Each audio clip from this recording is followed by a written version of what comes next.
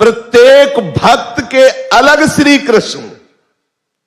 ये वही समझ सकता है जो अनुराग रस की तरफ बढ़ रहा है।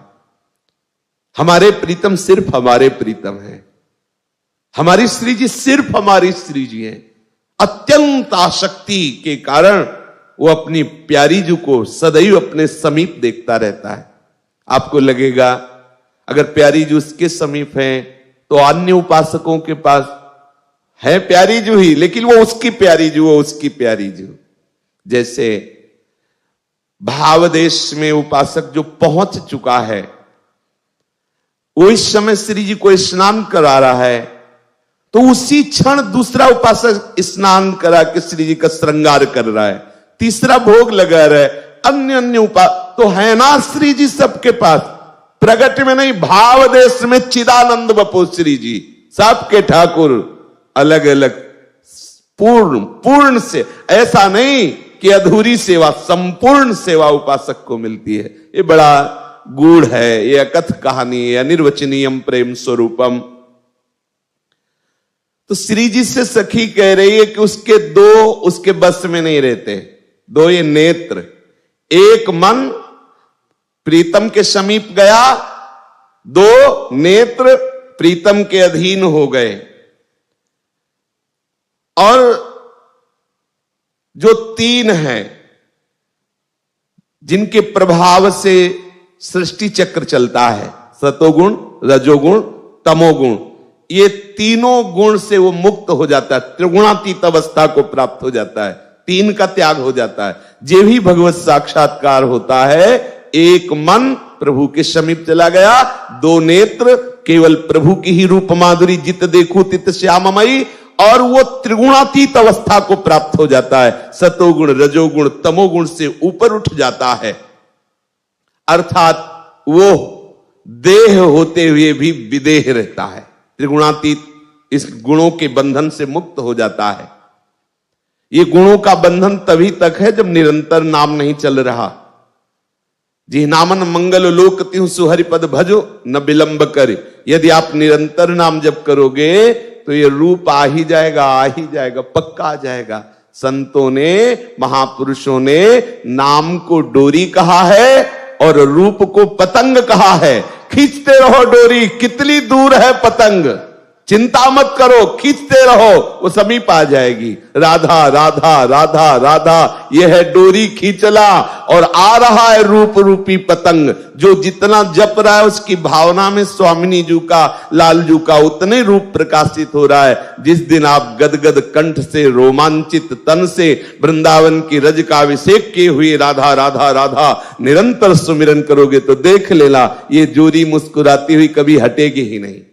छिन छिन बिहरत संग, छिन छिन निरखत प्रेम भरी, छिन छिन प्रत्येक क्षण वो प्रेम भरे नेत्रों से अपनी प्यारी जू, प्यारे जू की महामहिमामयी जो अबहीं और अबहीं और ऐसी शोभा का पान करता रहता है। और चार से तू ऊपर उठ जाएगी। चार, परा, पश्यंती, मध्यमा, वैखरी, ये चार वाणियां हैं। इन चार वाणियों में सब बंधे हुए हैं, योगी यति से लेकर के भोगी विषयी तक। जो अच्छे साधक हैं तो मध्यमा वाणी में स्थित रहते हैं, ऊपर से मौन, अंदर से मध्यमा। और अच्छे पश्यंती में जो योगी कोटि के हैं वो परावाणी में स्थित रहते हैं। लेकिन जो प्रेमी है वो परा, पश्यंती, मध्यमा और वैखरी, इन चारों से बिलग वो अलग रहते हैं। उनकी एक अलग वाणी है जो अगोचर है, अगोचर लीला है, अगोचर वाणी है। अर्थात ये जो रचना है परा, पश्यंती, मध्यमा, वैखरी, इन चारों वाणियों पर वो विजय प्राप्त किए होते हैं, वो उनसे ऊपर उठे हुए महापुरुष होते हैं। अर्थात अवाक रहते हैं, ना उनके परा उदय होती है, न पश्यंती, न मध्यमा, न वैखरी। वो वाणी शून्य रहते हैं, मुंह का स्वादल वत खोए हुए हैं। गदगद सुर, नैना सजल, दंपति रस रहे भील, इहिगत वृंदा विपिन में फिरे प्रेम तल्लीन। अगर पूछा जाए कि ये कौन है तो परिचय वाले यही कहेंगे कि कोई पागल लगता है, अवाक। अगर बोल रहा है तो बिना लक्ष्य के बोल रहा है, संकल्प युक्त नहीं, क्या बोल रहा है उसको खुद पता नहीं है, अवाक स्थिति। और वो सखी चतुर्सुजान कह रही 5 6 निदरी, 5 का निरादर हो जाता है और 6 का भी निरादर हो जाता है जो भगवत साक्षात्कार कर लेता है। शब्द स्पर्श रूप रस गंध, ये 5 इनकी ताकत नहीं है कि भगवत साक्षात्कार किए हुए को परास्त कर दे, निरादर कर दे। अर्थात त्रिभुवन में जितना ब्रह्मा का रचा हुआ शब्द स्पर्श रूप रस गंध है वो उस भगवत साक्षात्कार किए हुए महापुरुष को आकर्षित नहीं कर सकता। और इन 6 का निरादर हो जाता है, शोक मोह जरा मृत्यु और भूख प्यास। इन ये 6 उर्मियों में पूरी सृष्टि बंधी हुई है, लेकिन वो महापुरुष जिसे भगवत साक्षात्कार हो जाता है वो शोक मोह जरा मृत्यु भूख प्यास इनका निरादर करके सदैव प्रेम रसासो पान करता रहता है। प्रेमी जन इन सबसे थोड़ी जीवित रहते हैं, वो तो अपने प्रीतम के चिंतन में जीवित रहते हैं और प्रीतम उनके शरीर की रक्षा के लिए व्यवस्था करते रहते हैं। पोषण भरन न चिंत कराहि, श्री हरिवंश विभव विलसाहि। उनका जो शरीर का पोषण होता है वो प्रीतम के विधान से होता है, प्रीतम की इच्छा से होता है। अब उनकी इच्छा नहीं रह गई कि ये शब्द सुनने को मिले, ये रस भोगने को मिले, ऐसा सुगंधित द्रव्य मिले, ऐसा स्पर्श मिले, आदि आदि। क्यों? क्योंकि प्रीतम के श्रीअंग की गंध जिन्होंने घ्राणेन्द्रिय से ले ली उनको और कोई गंध चाहिए क्या? जिन्होंने नेत्रेंद्रिय से रूप का पान कर लिया उन्हें और कोई रूप अच्छा लगेगा क्या? जिन्होंने प्रीतम के श्रीअंग का स्पर्श प्राप्त कर लिया वो किसी और के स्पर्श की आकांक्षा रखेंगे क्या? जिन्होंने प्रिया प्रीतम की रसमयी वाणी में श्रवणेन्द्रिय लगा दी, जहां एक एक अक्षर पे महाअमृत रस की वर्षा हो रही, वो और किसी की बात सुनना चाहेंगे क्या? शब्द स्पर्श रूप रस गंध वो इन पर विजय प्राप्त कर लेते हैं, इनका निरादर कर देते हैं। शोक मोह जरा मृत्यु भूख प्यास इनका वो निरादर कर देते हैं। परीक्षित जी महाराज श्री सुखदेव जी से कहते हैं कि भगवान मुझे इस प्यास की पीड़ा को पता है कैसा दुख देती है। गया था शिकार खेलने और प्यास से इतना विवश हो गया कि एक महापुरुष के आश्रम में गया और वहां वो ध्यानस्थ थे, भगवत चिंतन में डूबे हुए, अंतर्मुखता की चरम सीमा में थे, अर्थात शरीर की शुद्धि नहीं थी। हमने जल मांगा, उधर से कोई उत्तर नहीं मिला, हमारे अंदर रोष आ गया, एक मरा हुआ सर्प उनके गले में डाल दिया और उसी का मुझे दंड मिला कि उनके पुत्र ने शाप दे दिया, जाओ तुम्हें 7वें दिन तक्षक सर्प डसेगा और तुम्हारी मृत्यु हो जाएगी। भगवान आपके श्री मुख से कथामृत का पान करने के कारण ना तो मुझे भूख लग रही है और ना प्यास लग रही है और ना तो राज्य छूटने का शोक है, ना शरीर छूटने का भय है। एकदम देखो ये सारी उर्मियां, जन्म मृत्यु शोक जरा भूख प्यास कोई फर्क नहीं है, बिना कुछ खाए पिए प्रसन्न मुद्रा में 7 दिन तक भगवत चरित्र का पान करते रहे। 7वें दिन सुखदेव जी महाराज ने पूछा, परीक्षित ब्रह्म ऋषि का शाप है इसलिए तक्षक तो आएगा, तुम्हें डसेगा, क्या तुम्हें भय है? तो उनका भगवान एक तक्षक क्या हजारों तक्षक एक साथ आकर डसे तो आपके वचनामृत के प्रभाव से जो बोध हुआ है अब मुझे कोई भय नहीं है, मुक्त हो गए। जिसको भगवत साक्षात्कार हो जाता है वो शब्द स्पर्श रूप रस गंध का विजेता हो जाता है। वो शोक जन्म जरा मृत्यु भूख प्यास इनके अधीन नहीं रहता, पक्का समझ लो। पर इसकी परीक्षा करके कहीं अपराध मत करना। बहुत विचित्र भगवान के प्रेमी जन महात्मा जन होते हैं। आपने देखा कि वो मांग रहे हैं ये चीज लाओ, ये वस्तु लाओ, तो आपको लगेगा वो सत्संग में सुना था ना, इनको भगवत साक्षात्कार। अरे जिनके साथ भगवान खेलते हैं उनकी कुछ विचित्र लीलाएं हो जाती है। इसलिए भगवत साक्षात्कार किए हुए महापुरुष को पहचानना केवल भगवान के जनाने से हो सकता है, अन्यथा नहीं।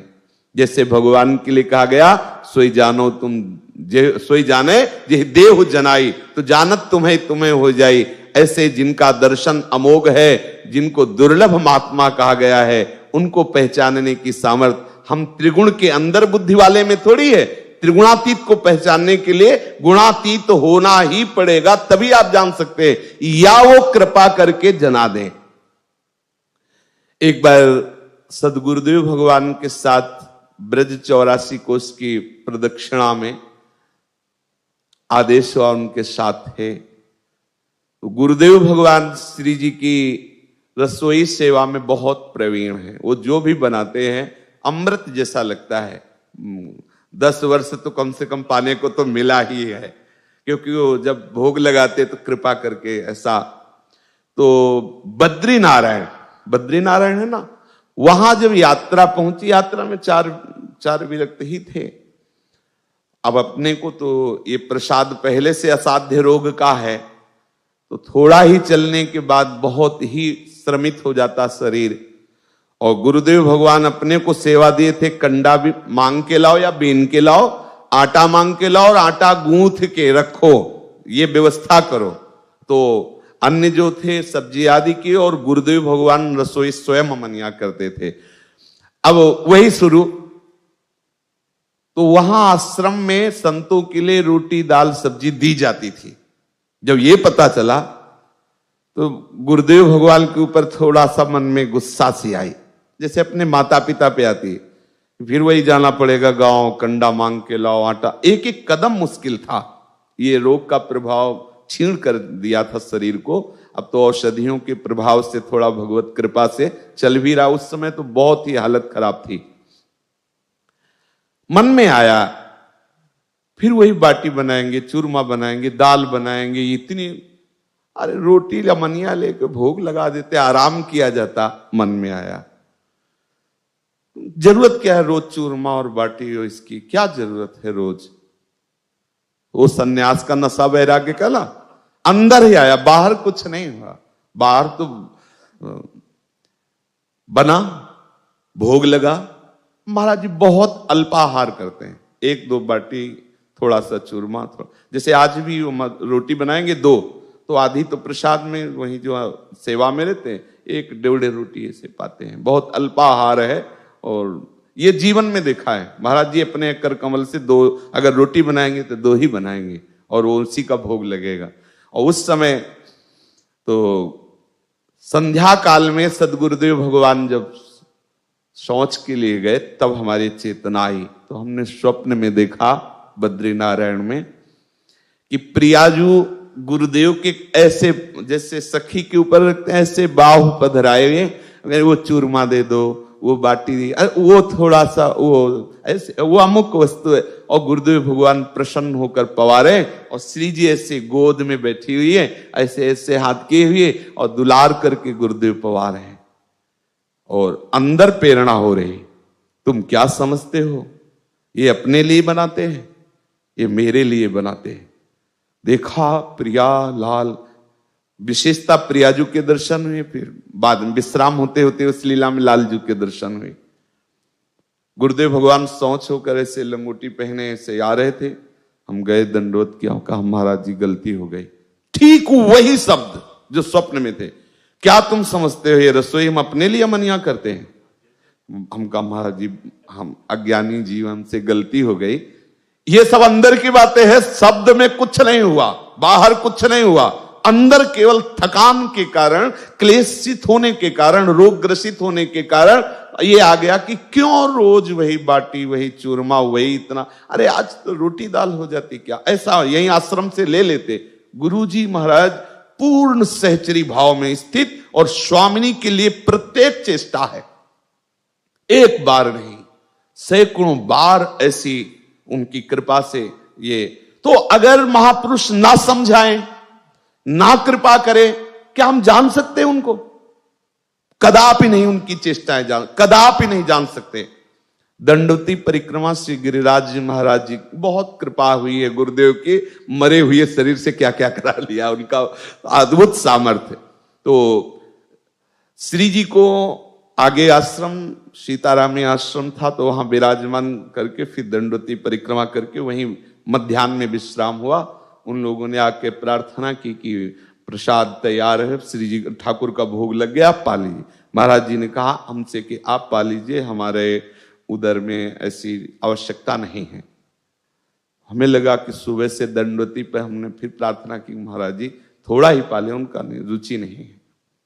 हम गए, प्रसाद पा करके वापस आए, थोड़ी देर से विश्राम हुआ, फिर चल पड़े परिक्रमा के लिए। महाराज जी ने कहा कि शरीर में सामर्थ्य नहीं, कुछ थोड़ा मिल जाता तो पा लेते। तो महाराज जी अभी थोड़ी देर पहले ही तो आपने मना किया था। बोले नहीं, जब तक हम अपनी श्री जी को नहीं पवाते तब तक हम नहीं पाते, ऐसा करो 2 केला ले आओ। और उनको हम कहा महाराज जी ने इसमें कोई तो कोई न बात है, आपने एकदम ना कहा। बोले हृदय की बात बताओ, हम अपनी श्री जी को ही भोग लगाया पाते हैं, ऐसा मतलब वो जो उनकी निष्ठा प्यारे जू के प्रति है, समझ पाना बहुत कठिन है। महापुरुषों की चेष्टा समझ, जब तक वो न समझाए तो पक्का कहते हैं। अगर हम ऐसे ये लक्षणों से गणित लगाए ला, बिल्कुल गणित लगेगी, अपराध बनेगा और हम उनकी पहुंच तक नहीं पहुंच पाएंगे। कोई महात्मा जो भगवत अनुराग में छका हुआ है और हमारी बुद्धि जो त्रिगुण माया में लगी हुई है, तो जो भी हम देख पाएंगे वो त्रिगुण के अंतर देख पाएंगे, त्रिगुणातीत देख पाए, ऐसी हमारी सामर्थ्य नहीं है। शोक मोह जरा मृत्यु भूख प्यास इनका निरादर महापुरुषों को सच्ची कह रहे नहीं पहचाना जा सकता। ये पूछरी का लोठा गिरिराज जी में महापुरुष का नाम हमें विस्मरण हो रहा है, 15 वर्ष पहले की बात होगी। तो गुरुदेव भगवान की कृपा से उनके दर्शन, बड़ी अद्भुत उनकी स्थिति थी। तो वहां कई बार उनको प्रकट में दर्शन हुए। जब परिक्रमा लगाते हुए गए तो पधार गए थे, मध्याह्न में वहीं रुके। तो सदगुरुदेव भगवान बैठे, वो ज्यादातर आसन में ही महाराज जी को देखा, ज्यादातर अल्पाहार की आसन में ही बैठे। जब थोड़ा हम विश्राम करके उठे तो गुरुजी वहां नहीं थे, तो एकदम व्याकुल हुए कि बिना हमें लिए परिक्रमा चले, भागे भागे गए। तो अप्सरा कुंड में एक लता के नीचे महाराज जी ध्यानस्थ बैठे थे। थोड़ी देर वहां बैठे, फिर पूछा महाराज जी आप यहाँ कैसे वहां बैठे थे आप? तो उन्होंने कहा कि गोपाल मंत्र के इतने परमाणु बाबा के हैं कि हमारा जो निज मंत्र है वो रुकने लगा, इसलिए हम वहां से आए और ये लता के लिए। हमें नहीं पता है। देखो, जिस कोटि का जो महापुरुष है उसी कोटि, ऐसा नहीं कि आप इसको बुद्धिगत जान सके, वही हम हैं। हमें अनुभव में ऐसा नहीं आया, लेकिन गुरुदेव भगवान क्या अनुभव कर रहे हैं कि गोपाल सहस्त्र नाम इतना बाबा ने जपा।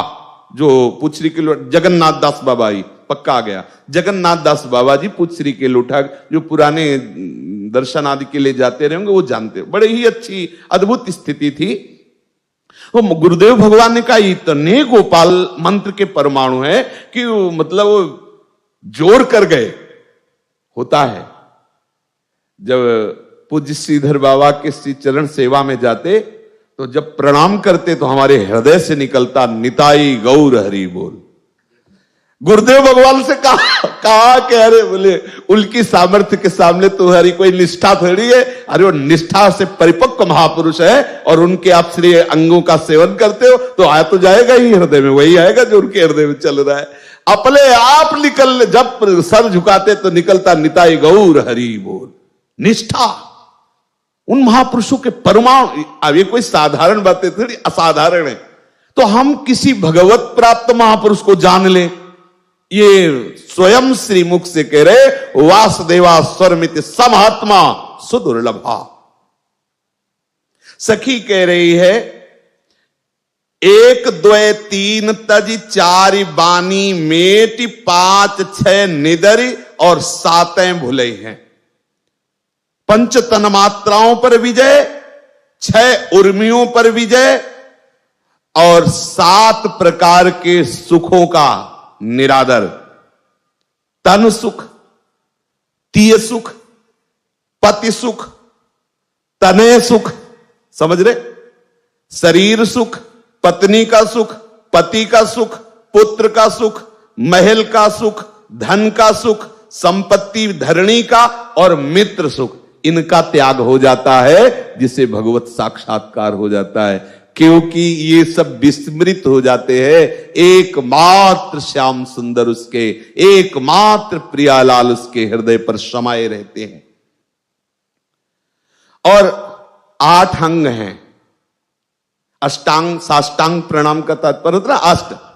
ये 8 का विस्मरण हो जाएगा, 8 गांठ से संबंध खत्म हो जाएगा। अर्थात ये जो पांच भौतिक शरीर है, इससे बिल्कुल संबंध ऐसा होता है जैसे सांप अपनी केचुल से। केचुल से कितना संबंध रखता है? कोई संबंध नहीं रखता। ऐसे ही भगवत साक्षात्कार किए हुए महापुरुष शरीर से संबंध नहीं रखते, पर प्रभु उनके हृदय में बैठकर इस शरीर की रक्षा कराते हैं। उस समय से उनका मुख खुलेगा, भोजन हो जाएगा, समय से स्नान शौचादि भी चेष्टाएं दिखाई देंगी, लेकिन वो नहीं कर रहे, स्वयं प्रभु बैठ करके करा रहे हैं।